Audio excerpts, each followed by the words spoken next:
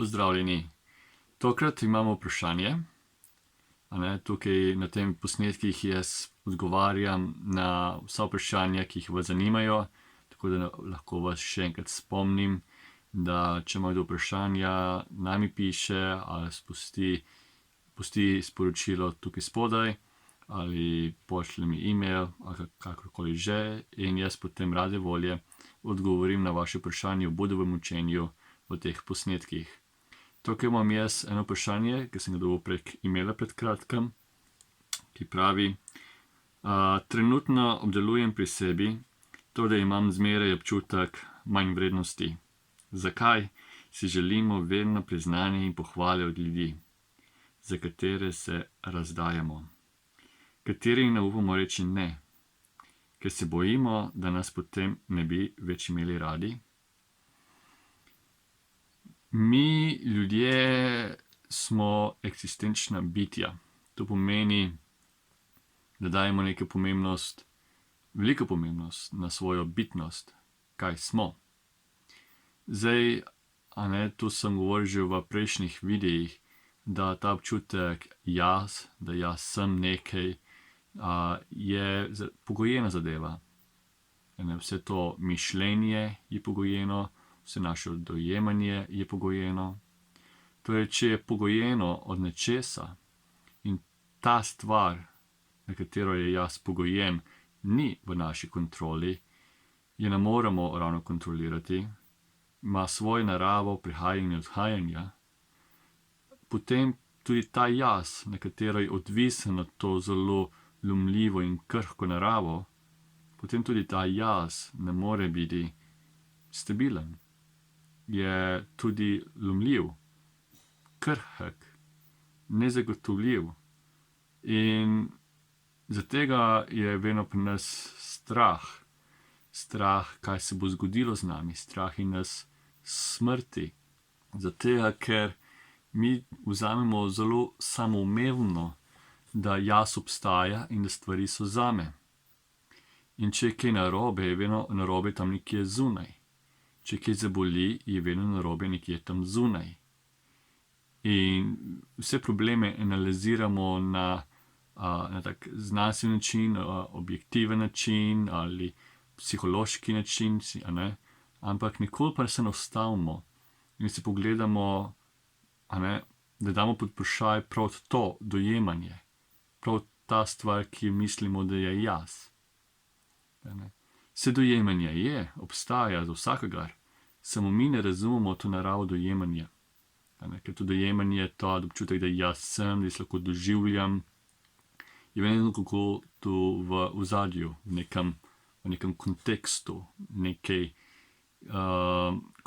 negativnega v nasprotju z neko pozitivnostjo, ki so faktori pred nami, ta narava, ta prostornost, zračnost tega ozadja. In mi tega ne razumemo. Mi samo jemamo to kot neko domnevo, da zdaj to je jaz. In da lahko zdaj ta jaz tudi obstaja, poskušamo nekaj obdržati, nekaj, kar ne moramo obdržati. Zaradi tega rabimo neko novo potrditev, zagotovilo tega jaza. Tu se pokaže predvsem v dejanjih. Zaradi tega to jaz nekaj delam, temu se reče kama ali karma. Torej, ki vedno prihaja iz tega jaza, iz te nevednosti. In zaradi tega moramo vedno kako delovati, delati neke projekte, češ jaz sem, da jaz bom pustil nekaj za sabo. To je moj projekt. Napišemo knjigo, tam je moje ime, sem prepoznaven, sem znan. Mi pa tudi, ko smo znani in slavni, še ni dovolj, vedno treba dopolnjevati ali jih spomniti svet, da mi smo, da mi obstajamo. Torej se v projektih to pokaže, čutnih užitkih, jaz čutim. Ravno čutne užitke, prijetne ali, pa tudi zanimivo, samo trpinčenje ali samo škodovanje. Zakaj delamo to? Zakaj poskušamo se sebe raniti? Zato, ker daje občutek, jaz sem. Včasih ne moremo to doseči z čutnimi užitki, včasih to poskušamo celo doseči z bolečino. Za ljudi je boljša bolečina, kakor pustiti to nevednost jaz. To nevednost sebstva. Potem enako je tudi ta potrditev sebstva, da smo vedno med ljudi. To je zelo največja, kako ćemo reči, da daje neka večja potrditev jaznosti, sebstva. To je, da smo pred drugim človekom. Mi nekaj rečemo, ali nekaj lepega, ali slabega, je reakcija nazaj na nas. Torej spet, mi pravimo, mi smo družabna bitja, ampak vidite, da ne družabno bitje v smislu zaradi nevednosti. Torej, mi vedno rabimo nekoga drugega, smo zaradi tega, da imamo občutek, da smo. Zaradi tega to je bolj pomembno, da imamo občutek, da smo. Zaradi tega ni za človeka, nevednega človeka težko nekako zavajati druge ljudi ali reči, ali se lagati, za neko svojo korist, ker ni važno, ali ga prizadenemo ali ne, ker je tukaj pomembna tale jaz sem. Pa tudi, če koga razjezimo, če nekdo jezen na nas, po eni strani za marsikoga je skoraj prijetna zadeva v smislu, da daš občutek, da jaz sem pa zdaj pomemben. Ta oseba se name razjezila, torej zdaj sem jaz bolj za njega, torej jaz bolj obstajam. Torej vidite, da je veliko faktorjev, in vidite, da tale jaz, občutek jaza, koliko je odvisen od drugih faktorjev, ki ni jaz. Torej od samega občutka, samega delovanja, odločitev drugih ljudi in tako naprej. Torej vedno je ta jaz osnovan na nekaj zelo krhkega, kot da bi gradili grad v nekem živem pesku. No in to se tudi pozna, ko mi rabimo druge ljudi, ko gremo v samoto, ko gremo v prazno kočo, kakor je ta, ali v gozd, se izoliramo. Eni ste že občutili to v času te epidemije virusa, ko ste bili zaprti v svojih prostorih, posebno tisti, ki ste mogli biti v karanteni, ko ni bilo stika z drugimi ljudmi, ko ni drugih, kakšen občutek. Ko za dlje časa nimamo distrakcij, tudi če se odrečemo tem družbenim network, kakor Facebook ali Twitter, karkoli že uporabljate, ni tega interakcij z drugimi. Ja, kakšen občutek? Zelo neprijeten. Je občutek, da se kot da se nekaj dušimo, kot da nas stiska znotraj, kot da nekaj umira. In to je čisto prav, da nekaj umira. Zdaj ni misli, da je nekaj psihološko narobe, ampak ne, zato ker zdaj ta občutek jaz umira. Torej jaz, ker mi tale jaz vedno obstaja samo zaradi drugih stvari. In ko gremo v samoto, se pokaže resnica, se pokaže stvari take, kot resnično so. Zato tudi v samostanih in dajemo velik poudarek na samoto, da smo sami, brez distrakcij, brez zabav in tako naprej. In tudi svetujemo in priporočamo drugim ljudem, da poskusijo živeti to samotno življenje. Ali vsaj za kratek čas vzemi nek tak umik in se res sooči s stvarmi, take kot so. Pa vsaj da bojo spoznala, koliko je ta jaz odvisen od drugih elementov. Torej, nakratko je zaradi nevednosti. Torej, Buda učenje ne daje ravno neko psihoterapevtske nasvete, kako izboljšati svoj self-esteem, svojo samozavest, kako izboljšati delovanje v družbi in tako naprej. To ni bistvo, ker psihoterapija ali kakršne druge pomoči, ki jo uporabljamo za izboljšanje samozavesti, je samo igranje se z egom. Torej, počutimo se manj vredne. Torej, počutek manj vrednosti je zaradi ega. Zato, ker mi hočemo biti nekaj, kar nismo. Torej, neka želja po veličini, želja po priznavnosti in slavi. In ker tega nimamo, se počutimo manj vredne.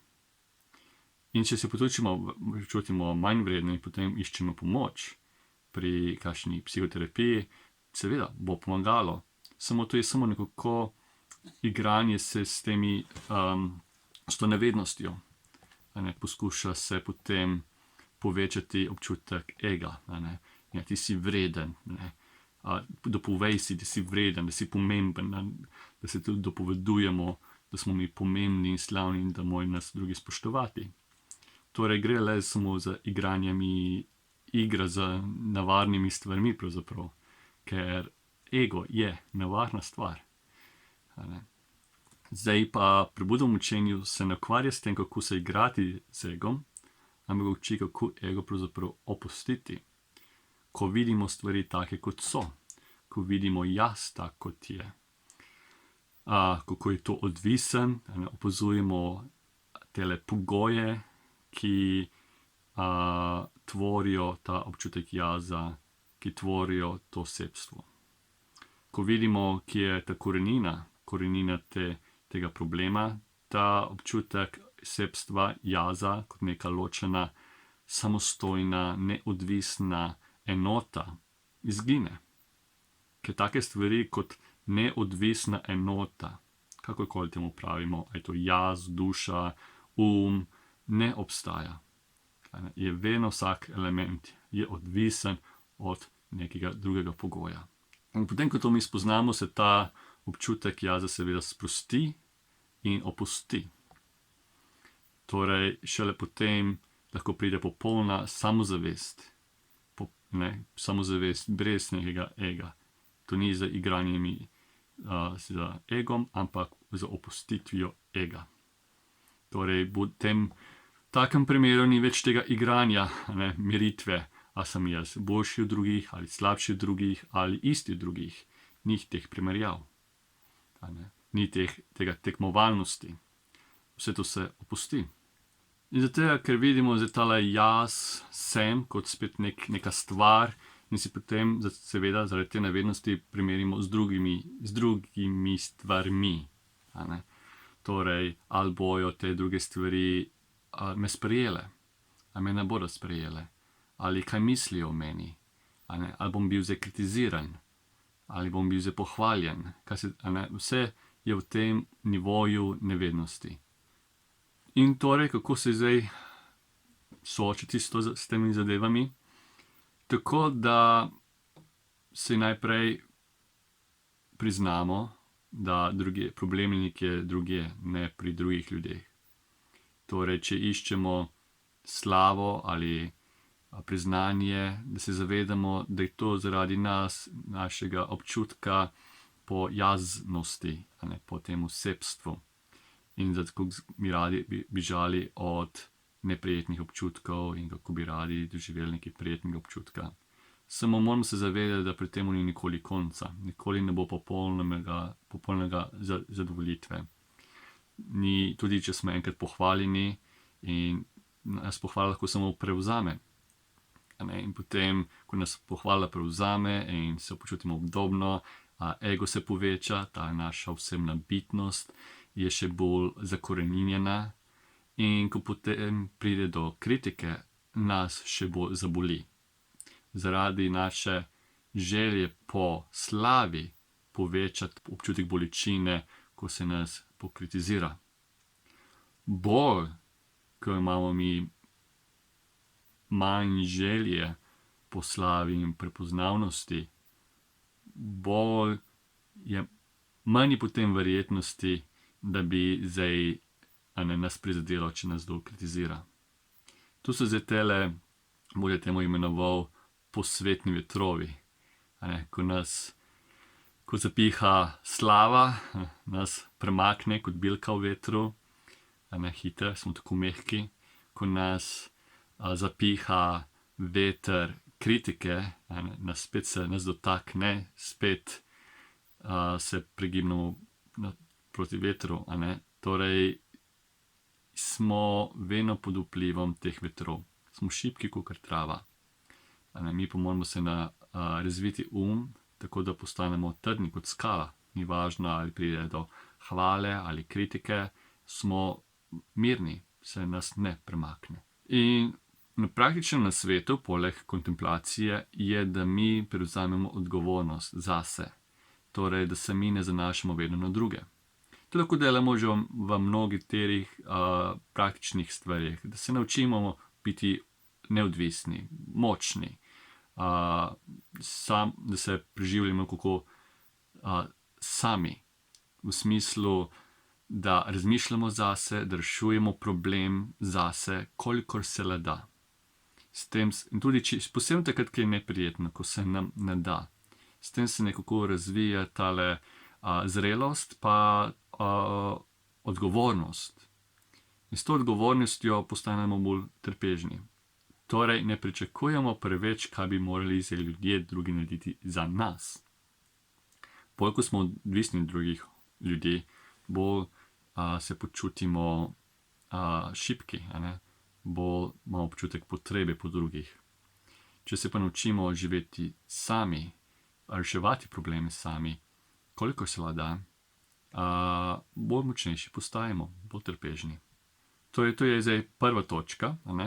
Pa druga točka je, da seveda kontroliramo to, kar je v našem območju kontrole, in da ne poskušamo kontrolirati, kar ni v našem področju. Torej, kaj ni v našem področju, je prav to, kaj si drugi ljudje mislijo o nas. Tega mi nikoli ne moremo kontrolirati. Mi tudi ne moremo resnično kontrolirati, ali se nas hvali, ali to tudi ni v našem območju, to je v območju drugih. Torej, ne moremo biti za neki menedžerji nekih zunanjih dejavnikov. Tudi ne moremo kontrolirati svojih občutkov. Ko je prijeten občutek, ima naravo prijetnega občutka, ko je neprijeten občutek, je neprijeten občutek. Samo mi vedno poskušamo biti neki menedžerji. Kaj pa lahko kontroliramo, je pravzaprav ta odgovornost, ta svoj Torej, da se ne pustimo, da se takoj popraskamo, ko nas se dotakne neprijeten občutek. Torej, ko pride neprijetnega občutka, takoj hočemo zbežati stran. Ali to v čutnih užitkah, ali v bolečini, po potrebi po razvedrilu, po potrebi po drugih ljudeh, torej po njihovih ljubezni, po njihovi potrditev, priznanost in tako naprej. In tako potem mi investiramo svoj čas za raziskovanje notranjosti. Torej tega konteksta, tega ki je resnično problem. To bo vzelo nekaj časa. Zato, ker mi smo večinoma našega življenja, pravzaprav celotno naše življenje, investirali svoj napor v kontemplacijo, raziskovanju zunanjih dejavnikov. Torej, povezovanje, ko rečem zunanjih dejavnikov, s tem mislim povezovanje stvari v času in prostoru. Torej, tudi to raziskovanje nekega psihološkega stanja, kaj se je nam dogajalo v otroštvu, da je zaradi otroštva, da smo taki in drugačni, je tudi v nek zunanji dejavnik, ni notranji. Zato, ker je v prostoru in času.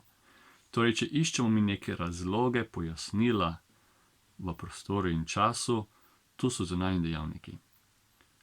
Mi se moramo zdržati raziskovanja teh zunanjih dejavnikov. In raje raziskujemo dejavnike, ki niso podvrženi prostoru in času. Temu se reče notranji dejavniki. Kje je resnični problem? In vidimo je, da je v nerazumevanju, da zaradi nekih predpostavk, ki jih imamo o sebi, jazu v svoji eksistenci, zaradi kontroliranja občutkov, prijetnega, neprijetnega občutka, neutralnega občutka, da se tam raziskujemo. Torej, ko pride do raziskovanja, pride do bolj večje jasnosti, se bolj vidijo stvari take, kot so. In ko se vidi stvari bolj take, kot so, sami pridemo do razumevanja. Ne zato, ker smo zadevo prebrali ali slišali, ampak zato, ker vidimo, jaz sem se držal te stvari in zaradi držanja te stvari sem trpel vso to moje življenje. In zdaj, ko vidim, kaj se držim in da to držanje ni potrebno, je le breme, je le teža, opustimo. Ko se zavedamo, da držimo neko težko torbo, kot da bi, hodimo v neko goro, pa čutimo na to težo torbe, gremo gor, pa vedno težje. Ko se pa zavedamo, da imamo v torbi le kamne, nepotrebne kamne, kaj naredimo? Takoj vržemo ven. Ne bomo rekli, v torbi so kamne, ampak kaj gremo še gor, bom še zmeraj vlekel jih gor. Ne, opustimo. Stran jih vržemo, so nevredna. Isto, ko se zavedamo, kaj se resnično držimo, opustimo avtomatsko. In potem je olajšanje. Potem se vse ta vprašanja končajo, kar se tiče odnosa do sveta. Kaj drugi delajo za nas, kaj oni delajo, kako mi reagiramo do drugih, kako ne. Zato, ker mi razumemo naravo odnosa do sveta. In s tem se je končal, brez problem.